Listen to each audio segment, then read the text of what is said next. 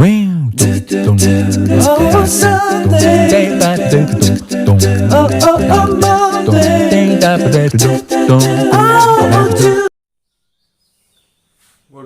Guys, आज हमारा chapter है सिमिलैरिटी का। सिमिलैरिटी मतलब दो फिगर्स के अंदर एक सी समानांता, उनकी स्ट्रक्चर, उनकी शेप एक सी होना, उसको हम सिमिलैरिटी बोलते हैं। जैसे कोई ये ट्रायंगल है, ऐसे ही एक ये ट्रायंगल भी हो सकता है। इसकी साइड्स बड़ी बहुत हो सकती हैं, छोटी हो सकती हैं, बट इनकी जो स्ट्रक्चर है, इनकी जो शेप है वो एक सी हो, तो हम इनको सिमिलर फिगर्स बोलते हैं। सिमिलर फिगर्स में क्या होता है कि ये जो साइड है और ये जो साइड है और ये जो साइड है, ये एक ही कोरस्पॉन्डिंग साइड कहलाती है, एक ही साइड की साइड्स हैं, तो इनके अंदर कुछ ना कुछ एक रिलेशन होगा। रिलेशन मीन्स अगर ये 2 सेंटीमीटर हो, ये 4 सेंटीमीटर हो, ये 1 सेंटीमीटर हो, तो इनके अंदर रिलेशन कैसे आता है? इनका रेशो के अंदर कोई दुगना हो सकती है, 2 टाइम्स हो सकती है, 3 टाइम्स हो सकती है, हाफ हो सकता है, तो उसको हम सिमिलर फिगर्स बोल सकते हैं। ऐसे इधर की साइड है, अगर ये 3 सेंटीमीटर हो तो ये 6 सेंटीमीटर होनी चाहिए। ये इसकी डबल है तो ये इसकी भी डबल होगी। इसी टाइप से ये इसकी हाफ है तो ये इसकी हाफ होनी चाहिए। और ये लगा सकते हैं, मान लो हम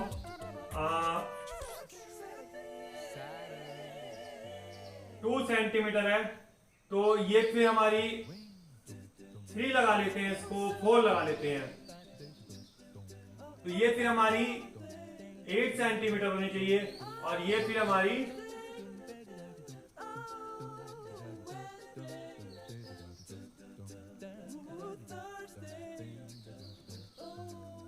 4 सेंटीमीटर होनी चाहिए।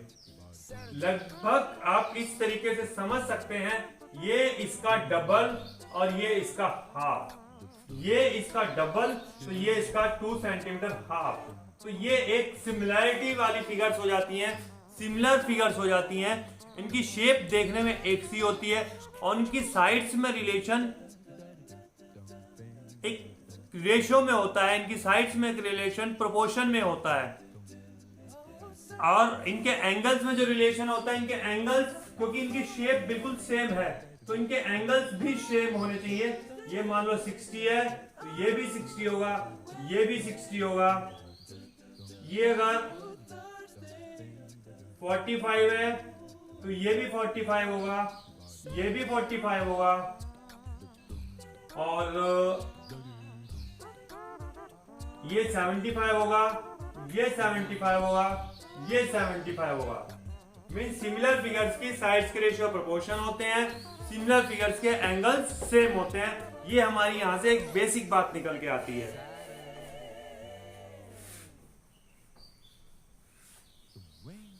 लेकिन इसके अंदर मेन पॉइंट क्या है? सिमिलर में कॉरस्पॉन्डिंग का मतलब होता है, अगर ए बी सी दो ट्राइंगल है और डी ई एफ दूसरा ट्राइंगल है, ये 2, ये 3, ये 4 है, उनके अंदर साइड में डबल का रेशो है, तो ये 4, ये 6, ये 8 होगा, तो ये 2 इसके कॉरस्पॉन्डिंग होगी ए बी का रेशो डी ई से और ए सी का रेशो डी एफ से और बी सी का रेशो ई एफ से। इसको बोलते हैं कॉरस्पॉन्डिंग साइड्स का रेशो। कॉरस्पॉन्डेंस का मतलब होता है जो जिस लेवल में आ रही है, जो जिस डायरेक्शन में आ रही है, उसको उसी डायरेक्शन में फेस कराना है। ऐसा नहीं हो सकता है कि हमने ए बी का रेशो तो डी एफ से रख दिया, ऐसा नहीं हो सकता है। अगर हमारे triangle A B C similar है, ये सिमिलैरिटी का साइन होता है ट्रायंगल डी ई एफ से, तो इसमें क्लियरली शो है कि ए बी और डी ई, बी सी और ई एफ और सी ए और एफ डी, यही कॉम्बिनेशन में रेशियो हमें फाइंड करने होते हैं। लिखने का तरीका भी वही होता है कि एक कंपेयर करते हुए एक सेम वे में, एक सेम मैनर में सिमिलैरिटी में फाइंड कर सके। अगर हमने जैसे ये ए बी को डी एफ से कर दिया है तो फिर हमारी सिमिलैरिटी इससे बन रही है, 2:8 हो जाएगा, ये 4:4 हो जाएगा, जो कि पॉसिबल नहीं हो पाएगा। ये कॉरस्पॉन्डिंग का मतलब होता है कि लेफ्ट साइड है तो लेफ्ट साइड का रेशो, राइट साइड है तो राइट साइड का रेशो, या जो एंगल इक्वल है उनके अकॉर्डिंग। ये 60 है तो ये 60 है तो इनके सामने वाली साइड्स का रेशो BC और EF का रेशो आएगा, तभी ये सिमिलर कहलाएंगे।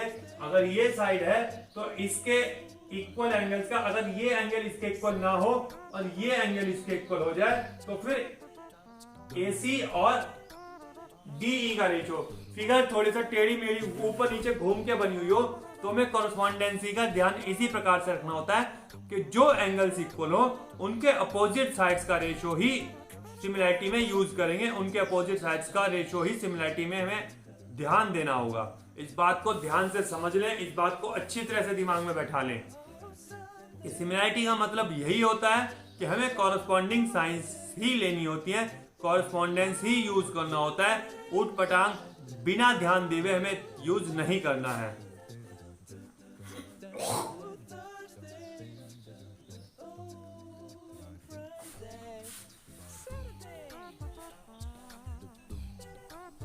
अब हम आते हैं क्या वो कंडीशंस हैं जो सिमिलरिटी को हमें प्रूव करने में काम आती हैं। एक कंडीशन होती है SAS, एक कंडीशन होती है SSS, एक कंडीशन होती है AAA। अगर हमें किसी ट्रायंगल को सिमिलर प्रूव करना है तो हमारे पास ये तीन कंडीशन आती हैं। SAS का मतलब दो साइड्स का रेशियो और एक एंगल इक्वल प्रूव करें तो साइड सिमिलर कहलाएंगे, ट्रायंगल सिमिलर कहलाएंगे। ABCDEF हमें प्रूव करना है ये दो साइड्स का रेशियो और एक एंगल A को D के इक्वल ले लेते हैं। Suppose angle A equals to D और दो साइड्स का रेशियो, क्योंकि एंगल बीच में आ रहा है तो ये दोनों साइड्स का रेशियो ही इक्वल प्रूव करना पड़ेगा। और कैसे प्रूव करेंगे? According to correspondence. कॉरस्पॉन्डेंस के हिसाब से होगा AB upon DE equals to AC upon DF। That means ये दोनों साइड्स का रेशो, ये AB का रेशो DF से भी हो सकता है, वो पता चलेगा जब हमें एक्चुअल ट्रायंगल में मेजरमेंट गिवन होगी और तब हम देख पाएंगे कि फिगर घुमा के रख सकते हैं, बट कॉरस्पॉन्डिंग साइड्स का रेशो ही अगर आता है तो सिमिलरिटी हम प्रूव कर पाएंगे। इसको ऐसे लिखेंगे, triangle ABC similar to triangle DEF। नाम लिखने में भी कॉरस्पॉन्डेंसी का ध्यान रखते हैं। ABC इक्वल्स टू DEF, बिल्कुल लिखते हुए भी ध्यान रखना होता है। दूसरा तरीका प्रूव कर सकते हैं, तीनों साइड्स का रेशियो इक्वल प्रूव करें। AB upon DE equals to BC upon EF equals to AC upon DF। अगर ऊपर वाले ABC ट्रायंगल की साइड है तो ऊपर वही आएंगी, इसमें ये वाली साइड आई है, इसका रेशो इससे है तो वही रेशो आएगा। दूसरा इससे है तो इसी का आएगा, तीसरा इससे है तो इसी का आएगा। उसी अकॉर्डिंग में लिखना पड़ेगा, उसी पैटर्न में, उसी मैनर में, उसी वे में, उसी तरीके में लिखना पड़ेगा जिससे हमें नाम से समझ में आ जाए किस साइड का रेशो किससे है। फिगर में भी उसी बात का ध्यान रखेंगे, जिस एंगल को इक्वल किया है उसके सामने वाली साइड का रेशो है, जो इक्वल ये वाला है तो इसके सामने वाली साइड का रेशो है। इस बात का बिल्कुल पूरा ध्यान रखना है। ये आपका एक तरीका हो गया SAS वाला, ये तरीका हो गया आपका SSS वाला, और थर्ड तरीका होता है आपका AAA वाला। मींस एंगल इक्वल हो, angle A equals to angle D, angle B equals to angle E और angle C equals to angle F। ये तीन एंगल वाला तरीका होता है। तीन एंगल को हम शॉर्ट में भी काम चला सकते हैं दो एंगल से, क्योंकि हमें पता है ट्रायंगल के तीन एंगल्स का सम इक्वल होता है, 180 डिग्री होता है। और जब दो ट्रायंगल्स के दो एंगल्स इक्वल हो जाएंगे तो तीसरा तो 180 में से माइनस करके अपने आप आ जाएगा। इसलिए इस बात को हम दो एंगल में भी शॉर्ट में भी यूज कर सकते हैं। कोई से दो एंगल यूज करते हैं तो ट्रायंगल्स को हम सिमिलर लिख सकते हैं, बहुत इजीली लिख सकते हैं। थर्ड एंगल तो अपने आप ही इक्वल हो जाता है।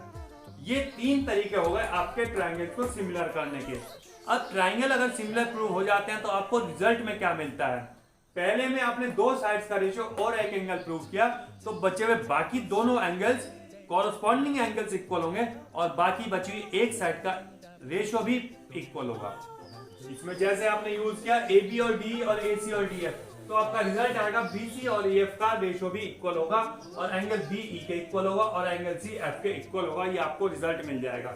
इसी टाइप से आपने सेकंड पार्ट में तीनों साइड्स के एंगल इक्वल प्रूव कर, तीनों साइड्स के रेशो इक्वल प्रूव कर लिए, तो उसके तीनों एंगल कॉरस्पॉन्डिंग एंगल्स इक्वल होंगे। ए इक्वल्स टू डी होगा, बी इक्वल्स टू ई होगा, सी इक्वल्स टू एफ होगा। आपको आंसर मिलेगा। इसी टाइप से इसमें आपने अगर तीनों एंगल्स को इक्वल कर लिया है तो आपके तीनों साइड्स का रेशो इक्वल होगा। ये आप इसका रिजल्ट में यूज कर सकते हैं। अब हम देखते हैं चैप्टर में क्या कुछ करना है हमें। थ्योरी अगर आपको अभी थोड़ी सी अटक कर समझ में आई है, थोड़ी सी कम समझ में आई हो, थोड़ा सा कंफ्यूजन हो, तो परेशान ना हो। अब हम जब क्वेश्चंस करेंगे तो हमारे ये सारी कंसेप्ट धीरे धीरे क्वेश्चंस के साथ क्लियर होते जाएंगे। मैं पूरी बात आपको बताऊंगा हर क्वेश्चन के साथ किस प्रकार से हमने वो जो अभी थ्योरी पढ़ी है उसको सेटअप करना है और कैसे समझना है क्वेश्चंस को करते हुए। बिल्कुल ध्यान से लगे रहिए, कंसंट्रेटेड लगे रहिए। जहां पर समझ नहीं आता है रुक जाइए, थोड़ा बहुत रिवर्स फॉरवर्ड कर लीजिए और फिर से दोबारा से रिपीट करिए 2 बार 3 बार 4 बार, जब तक समझना है कीजिए कोशिश थ्योरी को समझने की। फिर आप एक्सरसाइज शुरू करेंगे और आपको अच्छा समझ में आएगा।